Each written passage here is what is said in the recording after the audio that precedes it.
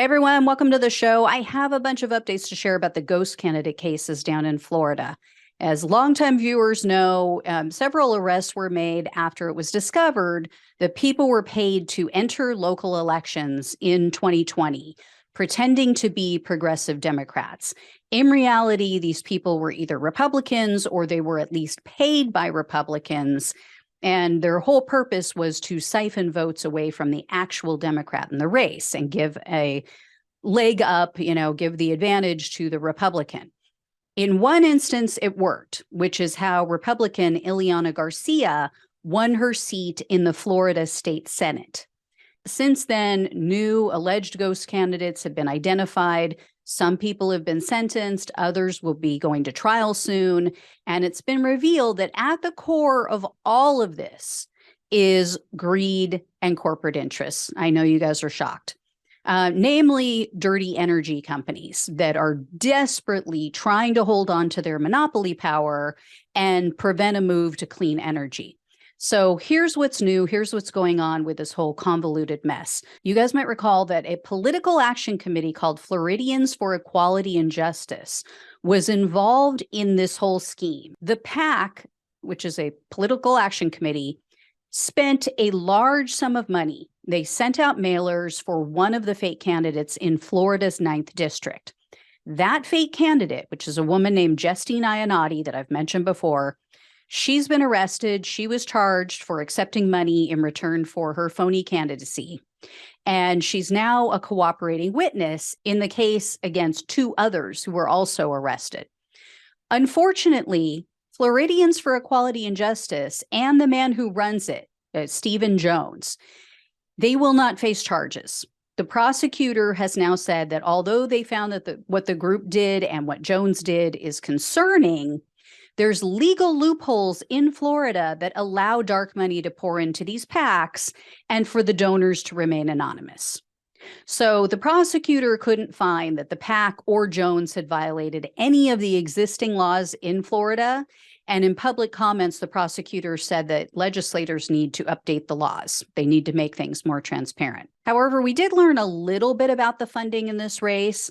It was revealed in court documents that the Florida Chamber of Commerce was indirectly involved in the funding for those mailers for these fake candidates. A nonprofit that's associated with the Chamber of Commerce sent $1 million to a PAC called Foundation for a Safe Environment. That PAC just so happens to be run by Stephen Jones' father, Stafford Jones. The very next day, Jones' father transferred $250,000 to the nonprofit run by his son, which has the same name as his political action committee, Floridians for Equality and Justice. And this is how they do it, right? I mean, the money passes through so many organizations, so many hands. It's mixed in with, diluted down with so many other contributions. It's nearly impossible to say where the cash originated, especially for specific projects or schemes. And these loopholes in Florida and many other states allow them to completely bypass campaign finance laws and reporting. So, the rest of us don't have a chance. Average voters, average citizens don't have a chance. And as I mentioned earlier, corporate interests are really at the heart of this whole fake candidate scandal. Florida Light and Power, who I've also mentioned before, they've been implicated in these ghost candidate cases. And private messages revealed that the company was desperate to maintain their multi-billion-dollar profits. To do that, though, they needed to either keep Republicans or corporate-friendly Democrats in office to try to prevent alternative sources of energy. According to the Orlando Sentinel, FPL, that's Florida Power and Light, is accused of writing a law that tried to financially punish residents who dared to put solar panels on their homes. They're accused of cutting campaign checks to legislators who introduced and passed anti-solar energy bills. They are accused of covertly tailing a journalist who covered all of these dirty deeds. They're also accused of running a secret VIP lounge for legislators in Tallahassee And as I mentioned before, they targeted one of these Democratic lawmakers who lost in a three-way race with one of these ghost candidates. And they did that because the Democrat dared to support solar energy. So FPL's CEO wrote in a memo, quote, "I want you to make his life a living hell." Seriously. That CEO now is stepping down due to all of the, quote, stress from these ghost candidate scandals. And guess who funds a great deal of the Chamber of Commerce Political Committee? Florida Power and Light. So these corporations can say with a straight face, oh, no, we're not involved. We're not involved in these shady, sometimes illegal schemes. It gives them plausible deniability. But I guarantee that they know that their money is being used for some nefarious activities. It's all connected. It's all dirty. Now, here's some good news. Political operative Eric Fogelsong, who I've also mentioned before, he's currently facing 3 felonies and 2 misdemeanor charges for his involvement in one of these fake candidacies, the one with Justine Iannotti. He recently tried to obtain records from 4 different journalists who've been covering all of this story, and the judge rejected it. The judge said, quote, "Journalists enjoy a qualified privilege." And the judge added that the records that Fogelsong requested weren't relevant to his case. And the journalists think he's just on a fishing expedition because a lot of the records that he was trying to get came from anonymous sources.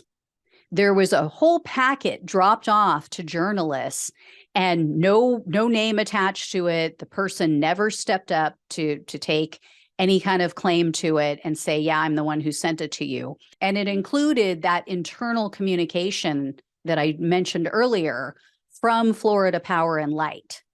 So, there's obviously people in the mix who know that this is wrong, who are trying to put an end to it. And they're not going to put their head on the chopping block by announcing who they are and that they have opposition to this. But yeah, I mean, they can change out the CEO at Florida Power and Light.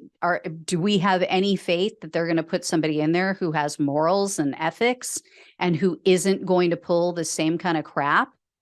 And a lot of people on the right even are talking, and donors saying, and investors too, saying this has really put a bad name out there for FPL, for Florida Power and Light. It's going to tank the value, blah, blah, blah. But they know they have almost a complete monopoly. They have more of the business, more of the electric business in Florida than any other company.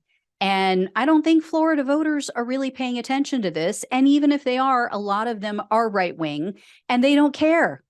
They don't care how their side is winning. It's sad. But, the way they look at it is, oh, the ends justifies the means. So if they're cheating, if they're lying, if they're scamming, oh, well, it's not illegal. I mean, in this case, it is if you're paying somebody. But if somebody runs as a fake candidate, that is not illegal. Under our current laws, that is not illegal unless you are paid to do so. So anyway, guys, I'll keep you posted on all of this, and hopefully a lot of people go to jail, but right now it's not looking good. Thanks so much for watching and listening. Please like, share, and subscribe. Please donate or become a monthly supporter if you possibly can. Really appreciate it. Love you guys. Take care, and I'll talk with you soon.